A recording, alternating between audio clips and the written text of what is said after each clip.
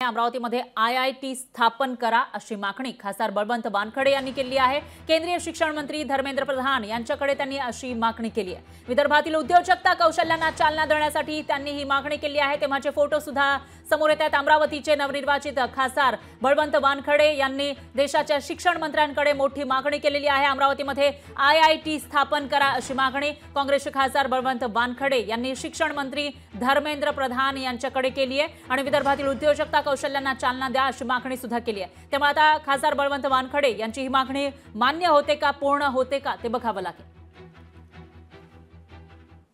माननीय शिक्षण मंत्री धर्मेंद्रजी प्रधान यांची भेट घेऊन एका लेखी निवेदनाद्वारे अमरावती येथे IIT स्थापन करावी की जेणेकरून संपूर्ण विदर्भातील विद्यार्थ्यांना याचा लाभ होईल।